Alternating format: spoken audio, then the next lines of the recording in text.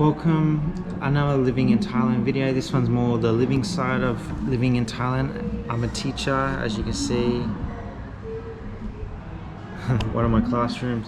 I'm in a public school, and today I'm just going to talk about my budget. What's my budget like for a month here in Thailand?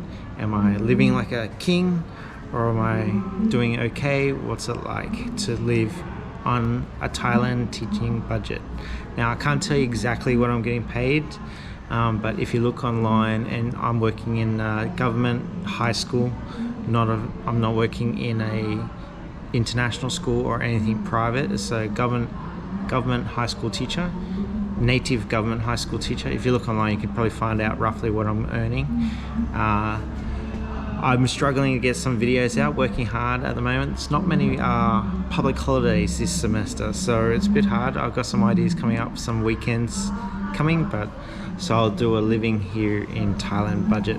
I will do a comparison between working in Korea as a teacher and here in Thailand as a teacher. That will come out at the end of the month on my end of month live video. I'm going to do that, comparing money, visas, lifestyle, and all that sort of stuff. But today, let's talk about budget. So if you've Googled how much maybe I'm earning, you can start. My first big expense, monthly expense, is my rent. I'm living in a hotel nearby, and it's costing me 5,000 baht per month. 5,000 baht per month, plus I had to give a deposit of 4,000, I think. So it's a good chunk of the wage I'm earning, but not.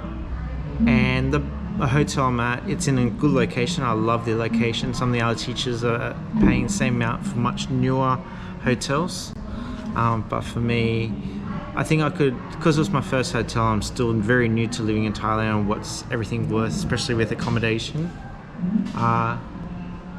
Someone's walking in. The budget, I could shop around a bit better, but it will do. 5,000 baht a month. That's how much I'm paying for my accommodation. It includes Wi-Fi and some drinks down the stairs, like juices, and so that's what I'm earning. Paying for rent. I also have to pay 8 baht per watt for electricity, and my first month was the worst. 2,500 baht for the month for electricity. It was bad. I didn't know how it was going to work out. I was using the aircon a lot. I had a lot of holidays. I joined the school as the school holidays were still on, so I was in my room a lot. It was really hot. Also, I had the refrigerator. I have a little mini refrigerator. I left it on constantly. But now my electricity is roughly 1,500 baht a month.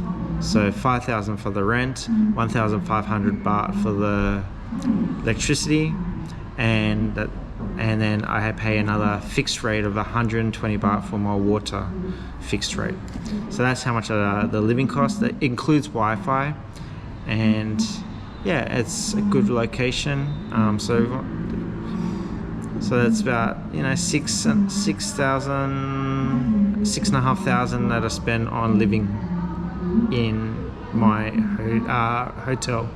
The next big expense, I used to rent a bike, I rent a scooter to come to work and do some things around here, but I stopped doing that. It was costing me 3,000 baht, and you can definitely get cheaper in Bangkok, or if you're in a touristy or popular area, but I'm not.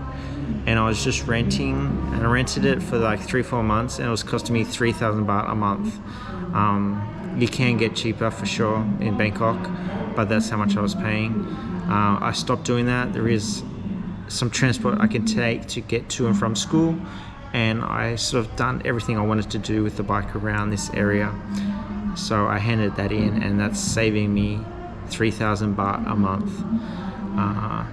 So whether you're working as a teacher or working anywhere, how you're going to get around is a big thing. So my next biggest expense is now my phone. My phone costs me, I'm with AIS, not sponsored, but I'm paying 660 baht a month for unlimited Wi-Fi, a bit of phone calls.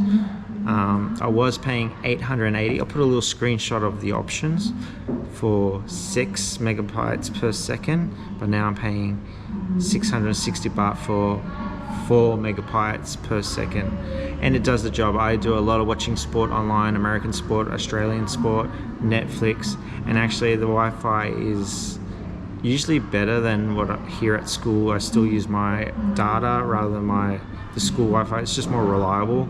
Even sometimes in my hotel, my data is more reliable than the hotel's Wi-Fi. So for 660 baht unlimited, it does the job. When I was traveling around northern Thailand, a lot of the time the data would be better than just hotel's Wi-Fi. So it does the job. I can't use 5G on my phone or anything like that. So it's just 4 megabytes per second. I'm not an expert on that sort of stuff, but it does the job for me to watch sport. Sorry for the sound, someone's using speakers. Some of the sport can drop in lower quality, but it still runs. It doesn't buffer as much. So I'm happy to do that. If you want to spend more, you can spend more, but for decent internet, that's how much I'm paying. So that's my second biggest expense. So my next biggest expense is coming to and from school and food. So we'll sort of go that into my daily budget as well, and how I'm sort of worked it. Now I've been here for 6-7 months. I've got a budget. I'm trying to save a certain amount of money for future travels, future living, sending money home, and do a little bit of investing my money as well.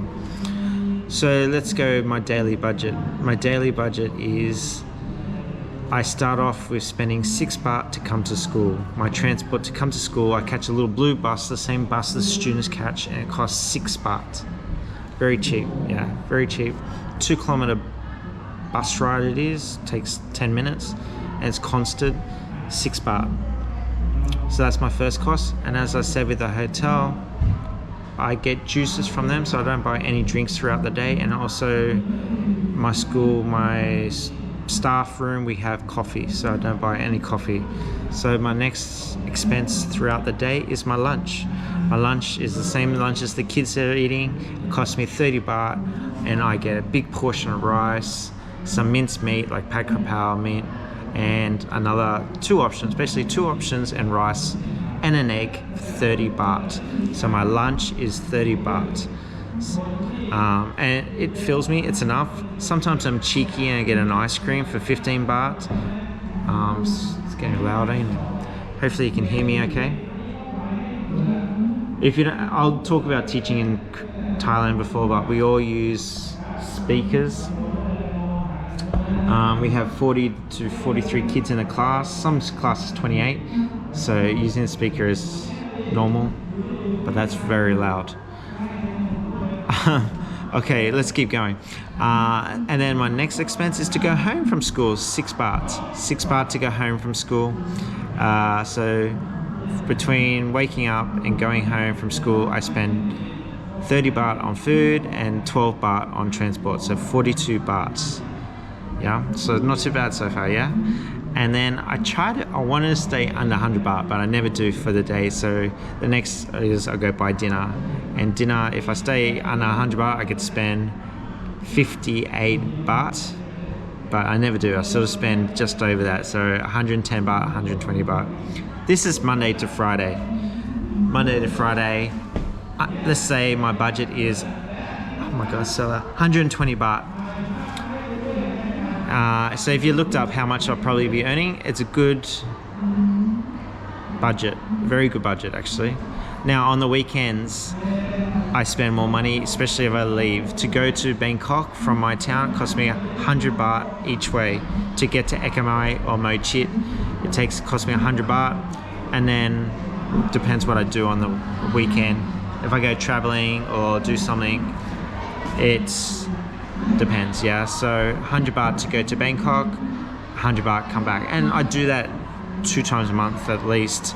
So that's 400 baht a month on traveling just to get to Bangkok and back.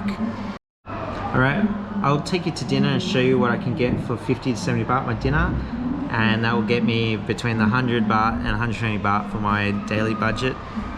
And I've done this a few times with the $5 challenge and the living in some cram video, 2 videos. We'll go find some other food. I'll show you what else I can get for 50 to 70 baht. So my daily budget is 100 baht to 120 baht. Not bad. Okay, not living the dream, not living fancy, but it does the job. Okay, I'll see you for dinner. Alright, welcome back. Dinner time. I'm home. I've spent 42 baht today. Bus to school, 30 baht at lunchtime. Bus home, 6 baht. So 42 baht. Now, like I said, I like to try to get under 100 baht. Sometimes I do it, sometimes I don't. Today I've gone a little bit over. I've gone and get some dinner.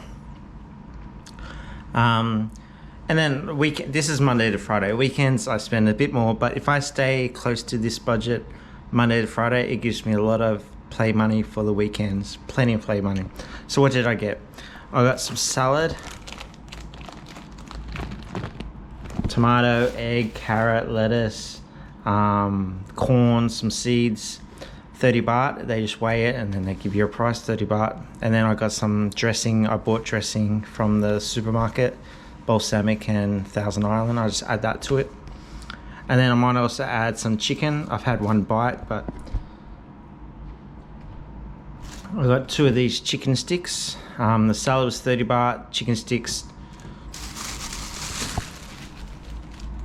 2 for 20 baht, 10 baht each. Then the new thing I got today, which put me overpriced because I didn't know how much it costs, is some of these fried options. Fried donut and a fried spring roll. And then there's like a fried sausage in there. I haven't had that before. That costs 30 baht. So all up, this costs fried food, 2 chickens, salad, 30, 60, 80 bahts. So I've gone over budget. So today's money spent was 122 baht. And this is a little bit more. Normally I'd pick one big meal, but I've gone for a couple things, or a salad, so that sort of thing.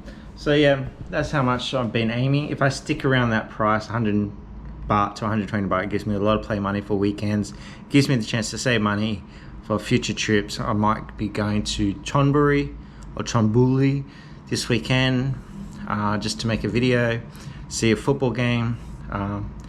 So it gives me money to do this stuff. And I'm actually getting fat eating this much food, so I have to keep exercising, exercising. So this is plenty of food. Not having to buy drinks is good. I've got some lychee juice from downstairs, that's free, and water. I can top up water at school, so that saves some money also. So even though I'm not earning that much money, I can still save money. I could definitely make much more money teaching in Korea or in Australia, but this is what I'm doing in Thailand, and so far so good. Right, before we head off, let's try one of these fried foods. It comes with sweet and sour sauce, it looks like.